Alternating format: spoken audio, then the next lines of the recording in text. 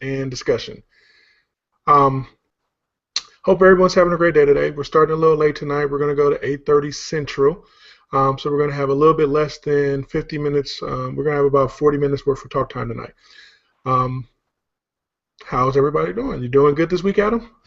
Doing pretty good. How are you? Not bad at all. What I wanted to talk about this week is something a little bit different, working on building that structure concept. So this week I wanted to talk about travel photography and providing out some tips, some information, and getting some experiences that we've had so we can go ahead and share with everyone else. Um, my experience, I've been shooting for a number of years. I've shot all kinds of different things. One of the main things that I've been shooting um, is from photography, in which my main focus is dealing with people photography. That's where I got started with, and that's what I've enjoyed doing the most of. But I've gotten out and I started doing more photography involving travel, where I go to different locations and I take pictures of the environment, interact with different people from the local. And one of the things I want to start doing with that is to add in an additional step with doing interviews of different, not necessarily people of the area, but at different locations of the area. Um, do a little Q&A with a couple people, not necessarily for photographic purposes, but to add content to the display of the pictures. So like if I go out and visit the Grand Canyon, I would go take pictures of the Grand Canyon, but then talk to some of the locals and get their input of different things that make the Grand Canyon unique from their perspective. Same thing with going anywhere else, such as to New York and seeing the Statue of Liberty, or going to San Francisco and seeing the Golden Gate Bridge, or any other location that has something very unique about it that is awe-inspiring. Just to step in and add a new little twist or a new little change to it. What you think, Adam? You were breaking up there for a second. What was that last part? I was asking you, what did you think? I was saying that one of the things I wanted to add into my photography with the travel is to start doing little interviews with some of the locals that I meet and find out what the uniqueness of it and something that makes it more inspiring than what we already know of for those. That's a good point.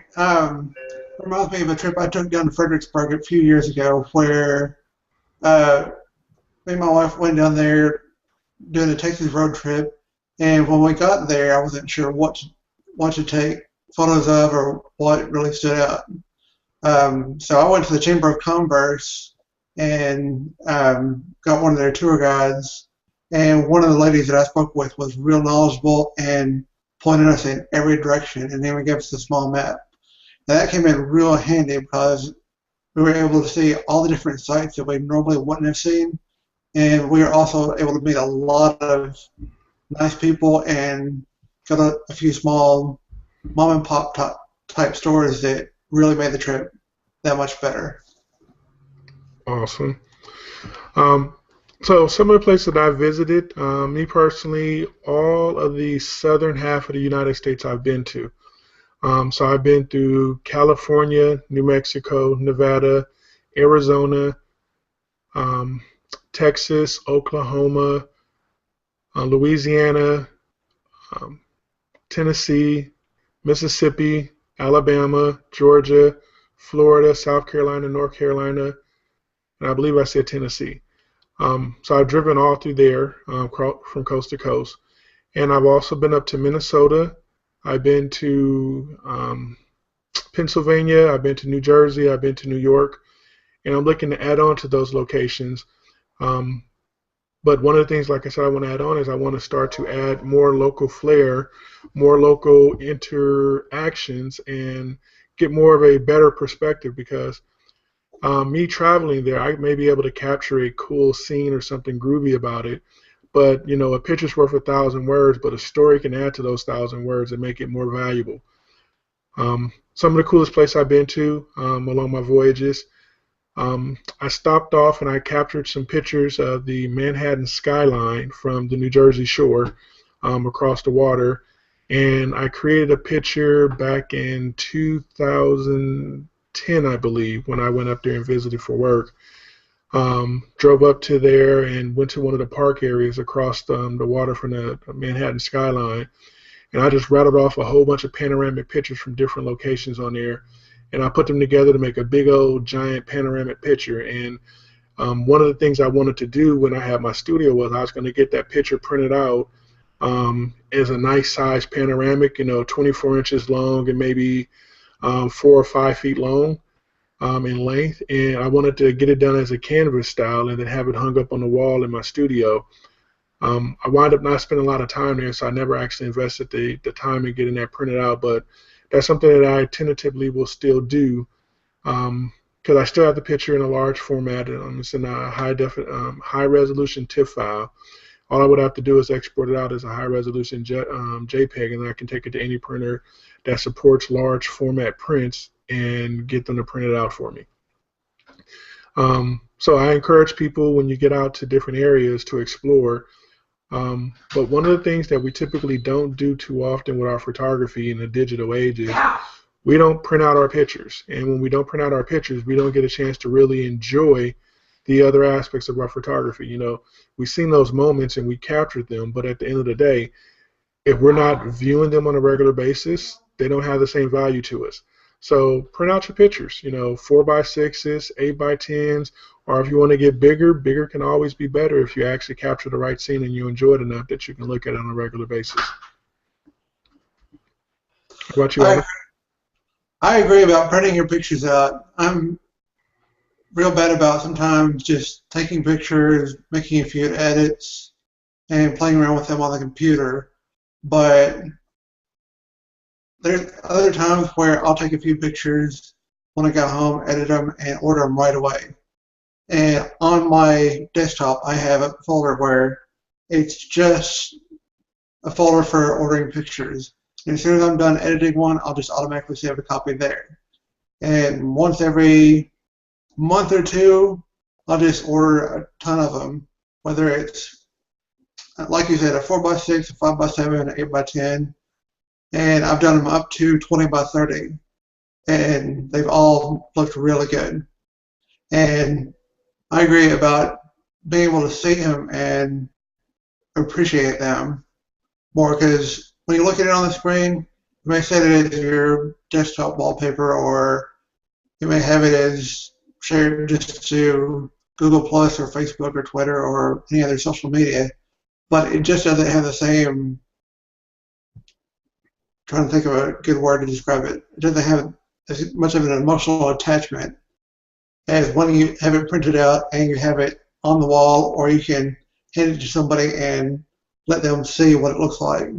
Especially when the photo has a lot of detail to it and the print looks great. You can easily hand that photo to someone and they'll just be stunned at when they look at it, whether it's just a good print on regular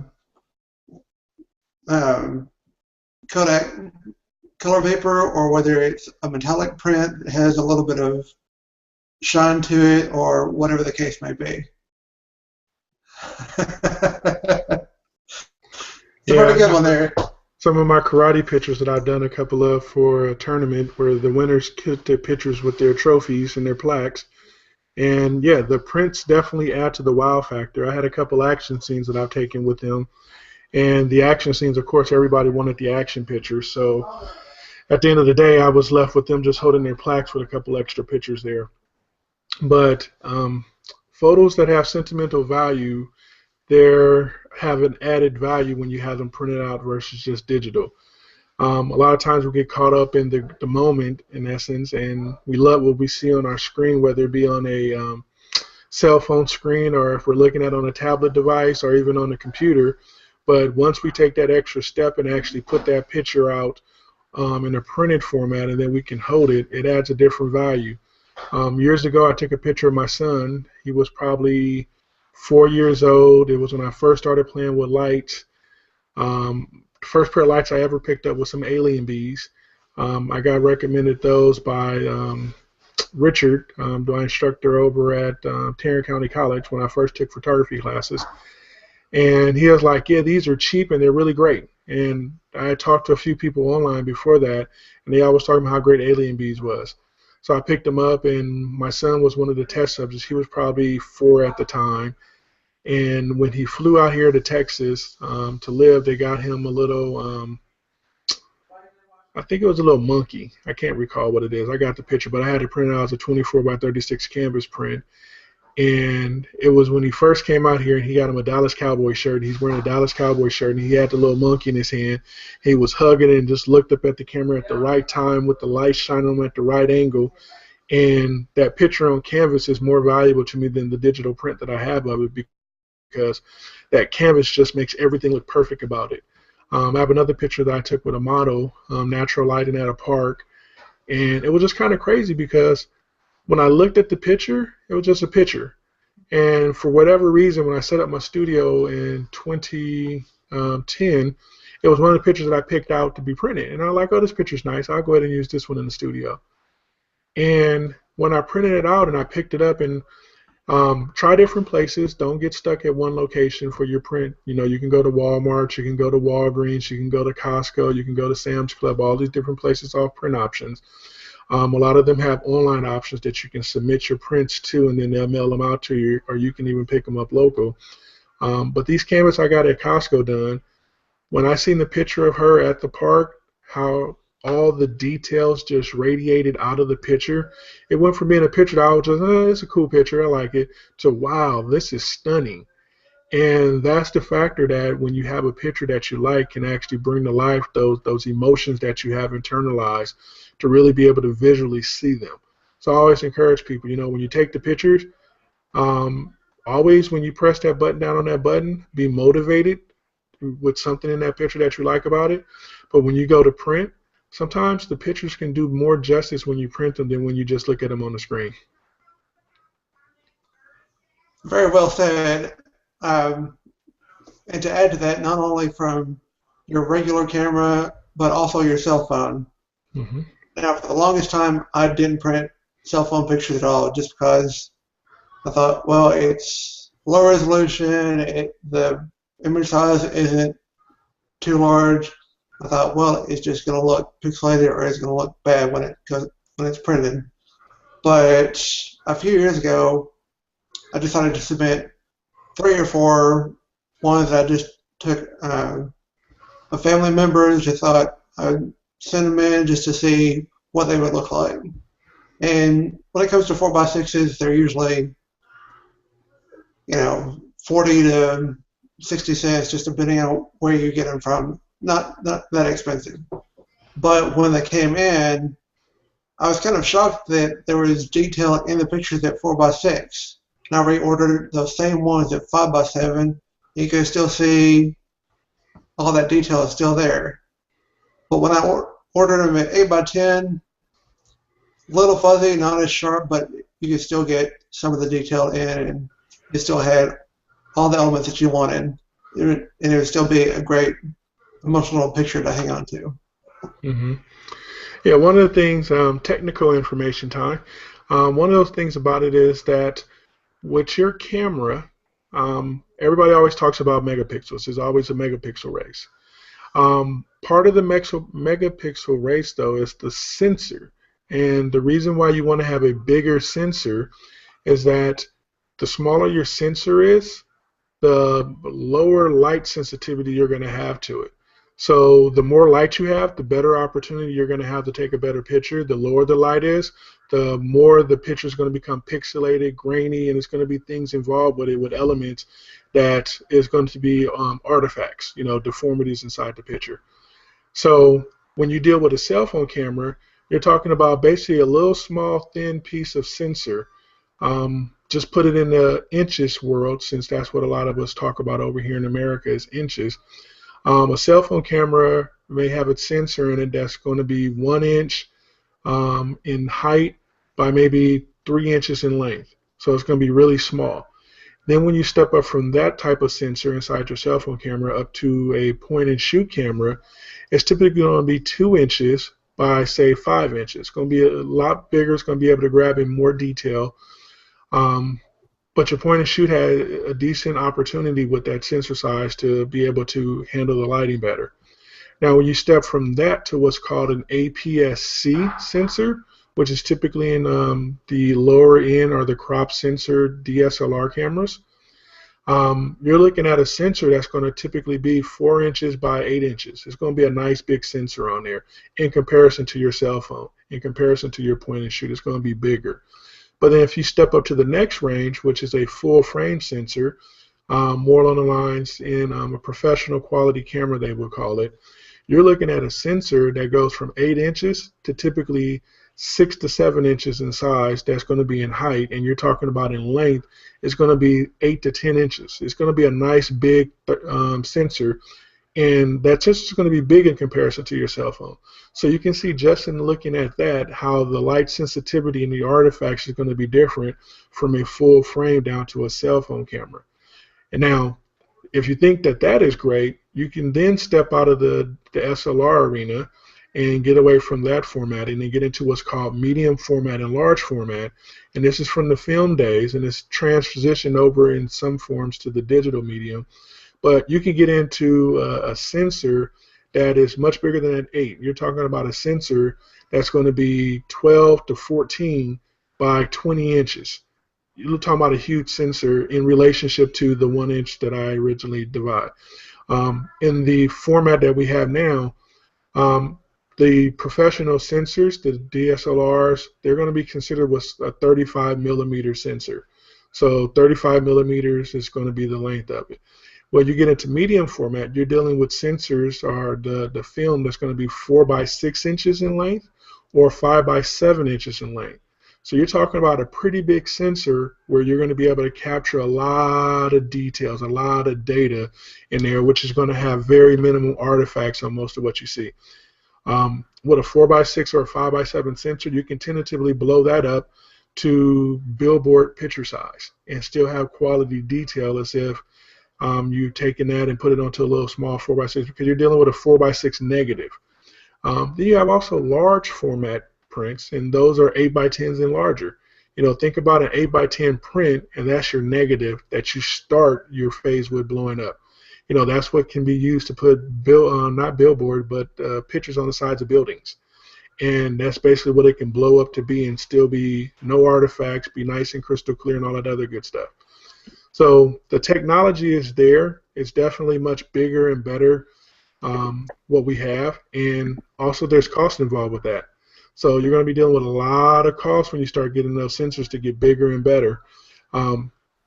But inside of those sensors, with the light sensitivity on there, there's also factoring in with the amount of space that it has to contain all the information that it's actually capturing. So when you're dealing with a smaller space, more information can flood over from one piece of pixel on that sensor to the next one. Whereas when you get with the bigger sensors, you got more space for those pixels to contain their data across. So those are some of the technical things that go into the photography aspect with what makes the sensor better. And that's why when you deal with a camera phone picture, you can print out 4 by 6s, you can print out 5 by 7s and get decent quality pictures out of them, but you will find it difficult to get 8 by 10s or 11 by 14s pictures that have great qualities to them just due to the sheer amount of data that the smallness of the sensors is able to pick up. Now, as you get bigger with the sensors, of course, you can print out bigger pictures, but also lighting is something that is key on that. You know, the more light you have, no matter how big or small your sensor is, you're going to be able to capture a very decent exposed picture.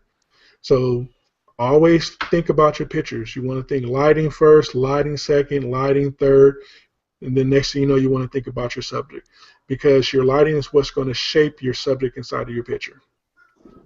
So that's a little technical information there. There's a ton more information. I'm going to hopefully spend some more shows talking about the different technical aspects with photography, because photography is more accessible to us today than it's ever been in history, and more people are actually enjoying it. So hopefully I can work with people on explaining and demystifying some of the joys of photography things so that they can enjoy and actually work on creating better pictures than what they did yesterday or the day before that or the day before that. You got anything to add to that, Adam? Yeah, I was about to say it's real important to have adequate lighting. We've all seen pictures that are in low light that people are taking with their cell phones, point and shoots, any other camera that they have, and it'll be blurry or it'll be very dark. It won't be lit well. But with most camera systems now, you can easily get an off-camera flash that can be used. You can have off the camera, you can aim it at a wall, or you can have it on the camera, aim it at your subject, bounce it off the ceiling, or you can have it in many other places with or without diffusers that can easily light the whole scene and have a much better picture. Yep. Lighting is key. There's so many things you can do to add or take away from the picture. A well-lit picture is based upon what you're looking to do to create the mood in the picture. You can shoot with one light, have a very low light on there, and that's the mood that you're creating with your picture. Or you can have, you know, 4 lights all around. You can have the ring light. You can have all kinds of different lighting and blow out the complete background and have a completely white background. And it's all up to you. You know, taking the time to learn the systems is definitely something that people who want to explore further can do. And it's super simple and easy. Today, more and more people have open options with more photography stores where they can actually go out and rent equipment. So you don't have to actually own lights. You don't have to actually own cameras. You don't have to actually own lens or any of the other things. You can rent those for weekends, and then you can go out and create super crazy things. You know, you can even rent backgrounds. You know, adding a simple background to a picture can change the mood. Um, they have background stands that are very cheap. You know, some of them are even pop-ups where basically you need one stand, you pop up the background, and then it is held onto the stand, and then take headshots with it. You know, simply occupy a space of 4 feet by 4 feet right behind your subject, you know, very close to your subject or a little bit of distance away, and you can snap headshots on the fly. You can get backdrops that start out at 10 by 10, you know, 10 feet wide and 10 feet tall. You can get backdrops made out of different cloths. You can get it made out of paper. All these different factors can go into changing your picture without requiring a whole lot of extra necessities. Um, you can use natural light. You can use hot lights. You can use flash lights. And there's different types of lights. They have different color temperatures that they're actually tuned to. Most flash or strobes, those lights are tuned to be close to what's considered sunlight. Then you also have hot lights that tend to be more warm. And then something that's recently over the last 10 years have caught on is shooting with different fluorescent lighting systems, which offer a cooling effect to your pictures. So there's a ton of different options out there. There's options that fit just about any budget. You can Google homemade lighting systems and come up with all kinds of different systems, sets that people have created. You know, you're limited by your ability to envision what you want to create. You know, you can go out and spend tens of thousands of dollars on equipment, or you can go out and spend 50 bucks. One tip that I typically offer people, a lot of people often ask me what camera should they buy.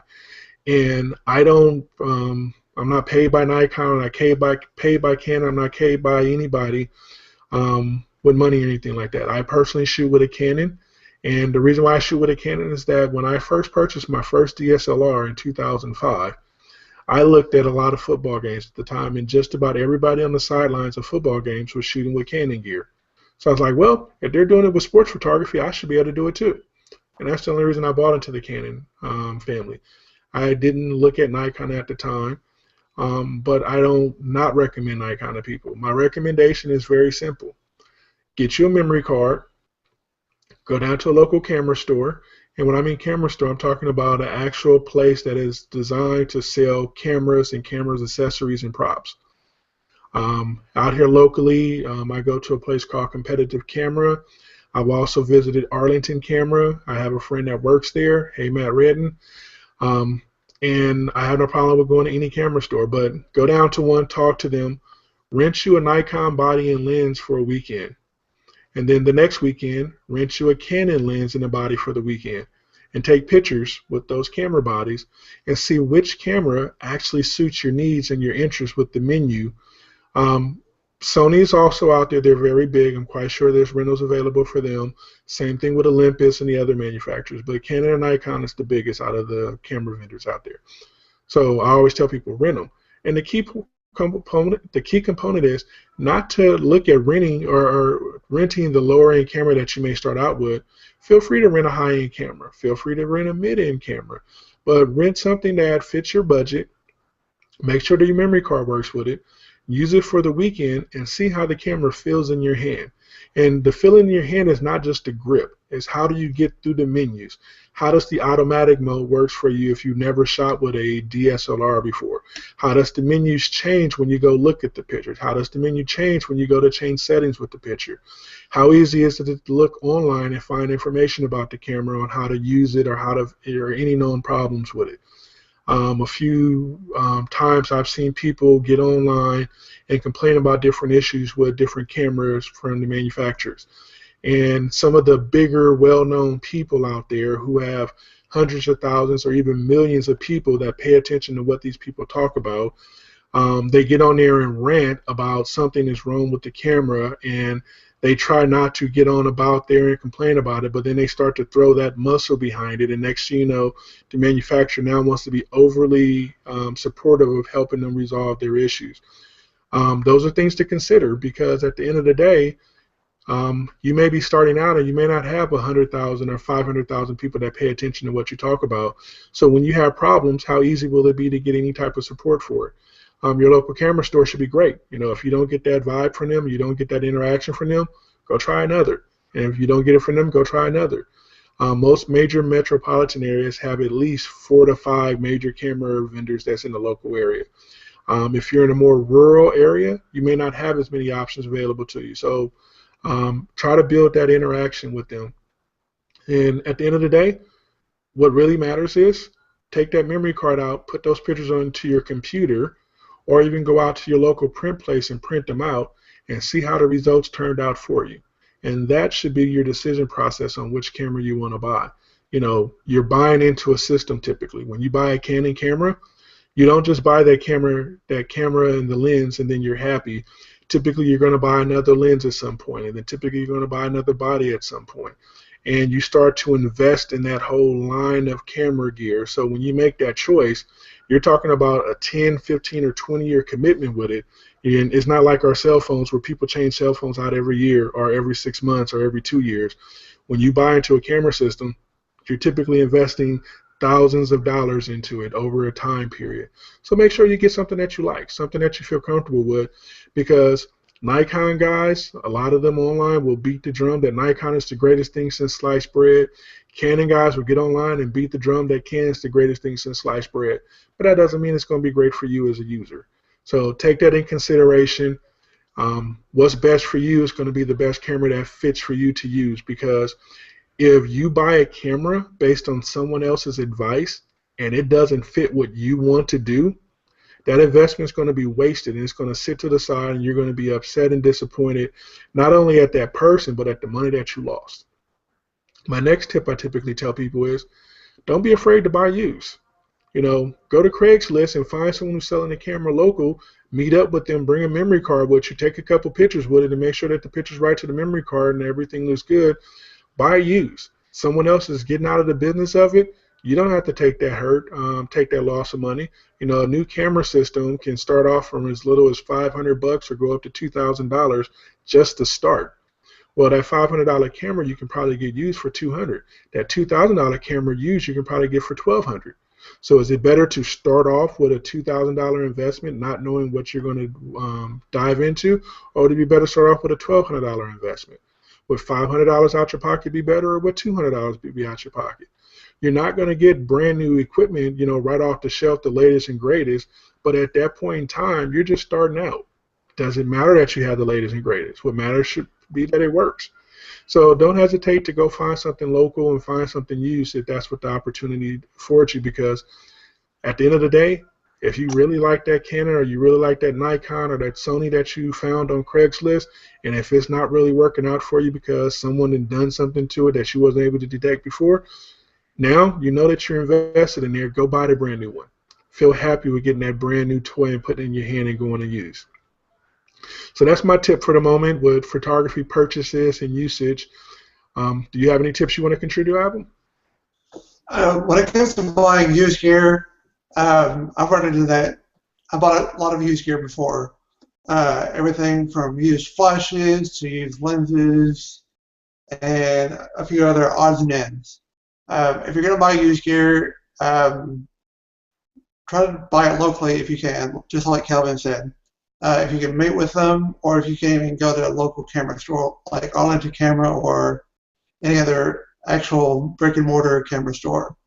Take your camera body in there, and they'll likely give it to you right over the counter and let you test it out. That way you can see how quick it focuses, if there are any problems with it, and if you take 3 or 4 pictures and then you notice it's not focusing, or there's a soft spot on the picture that it's not really sharp, then you'll be able to see right away not really the best item for you.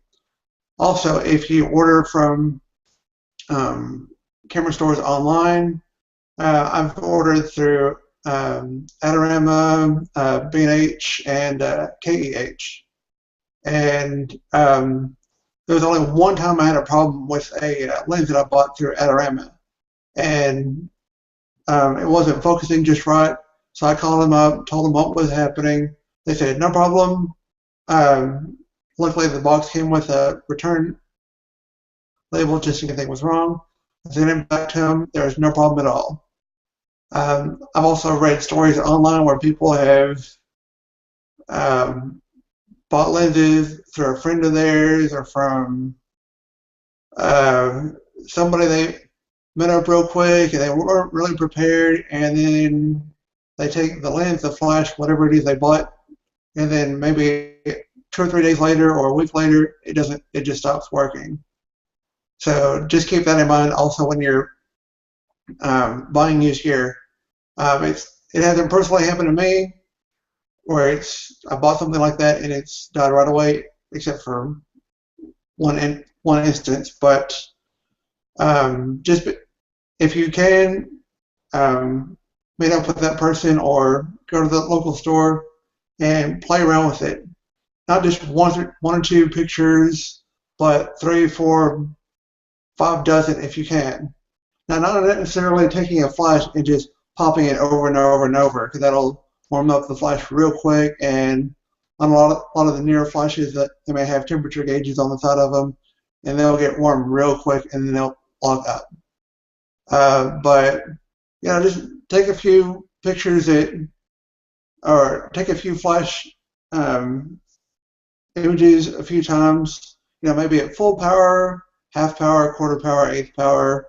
Just to see that it works throughout the range. That way you have an idea of the recycle time, making sure that the flash works, making sure there's no problem with it overheating, making sure there's no problem with the display on the back not reading correctly or having any issues, just to make sure that you're completely satisfied. Because chances are, if you buy something and it's not in a reputable place, you may have a little bit of a problem taking it back and going, hey, I bought this a month ago, but now it's not working. They, just depending on the place, they may say tough luck, or they may help you out. Yep, I had one experience. My first digital camera I bought a Nikon Coolpix 990, and actually it was a 995. It was when it first came out, it was the upgrade from the 990, and I left it sitting in my car, and when I came back, it didn't focus any longer. And I called the person I bought it from, and it was some shop in the Northeast. And I always heard, now that I've gotten a little bit more savvy with this stuff, I hear a lot of bad things about these shops in the Northeast, about how there's some guy sitting in his garage selling his stuff, calling that he has a camera store. And I hear all these shady stories about this, and I'm like, I'm glad I did not have that negative experience with mine. You know, I gave them a call up, said, hey, the camera's not focusing no more. I don't know what happened to it. And they're like, no problem. We're going to go ahead and ship you out a replacement. Once it comes, it's going to have the return packaging information in there. Just simply drop the camera on in there and mail it on back and have a great day. And 2 days later, my camera's replaced, and I was back up to 100%, and that camera has never been left in the car again. But yeah, there's definitely some investigation I encourage people to do online when buying. There's nothing wrong with buying online with anything out there, but just be cautious with who you spend your money with. Do reviews, what customers are saying. You know, of course, the majority of reviews are going to be from customers who've had bad experiences. Take what they provide as the bad experience to determine if you feel that they're reputable or not. You know, sometimes, you know, people have just gunned out for someone, and you know, they post up all these negative reviews, and when you read them, it's like, that don't even make any sense. And then other times you read the review, it's like, wow, okay, that definitely wasn't handled right. So take your time, be safe out there when you're spending your money. You know, do whatever you can to save money when possible. Do you have any parting shots, Adam, before we close out the show today?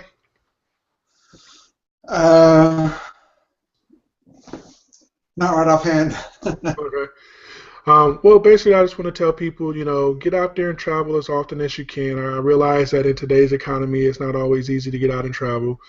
Travel local when possible. Do little car rides, things like that. If you get an opportunity to get into a plane and travel somewhere, go for it.